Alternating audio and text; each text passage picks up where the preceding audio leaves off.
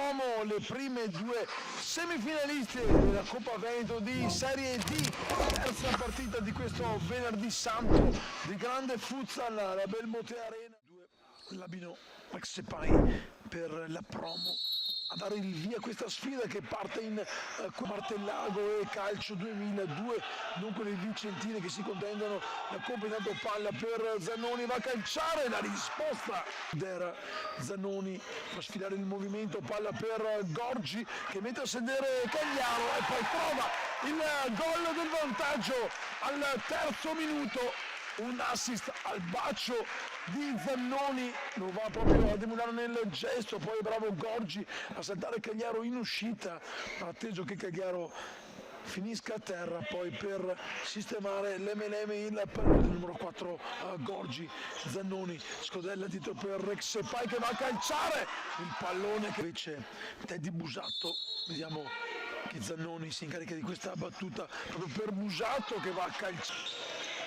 Fermo nello spogliatoio che non ha ancora saputo reagire, vediamo adesso con Lazzari e Zannoni protegge il pallone, lo rispara dentro, Cenzato calcia di prima, è però uno schema,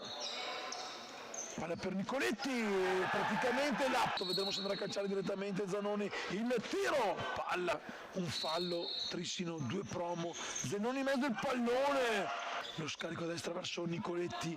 gira palla e il Trissino, Nicoletti si accende, Nicoletti, la palla per Albio che fa sfidare per Meggiolaro che trova il pareggio. Davide Meggiolaro, una bella azione corale dove tutti hanno toccato il pallone, poi Fuzza il Trissino che ritrova il pari. La rivediamo, è stato bravo Albio ad andare sul fondo per Meggiolaro, un po' sfortunato circa, visto che siamo già da una trentina di secondi abbondanti in recupero, quindi intanto bravo Cagliaro di essere stato avversario del campionato e la promo che tutti sperano possa, ma pronto il numero 6 Fabian scarica dietro per Zannoni che calcia, poi Zannoni ed il movimento di compagni, Zannoni per Gorgi che va da Zannoni che cerca di prolungare, non trova il pallone Meggiolaro ma lo recupera comunque Cenzato, il tiro poi è fermato, Lasri recupera la sfera, Lasri avanza, il tiro da parte opposta per che avanza con Arlin Aidari, lo scambio con Lasri per Arlin il tiro, gol! Arlin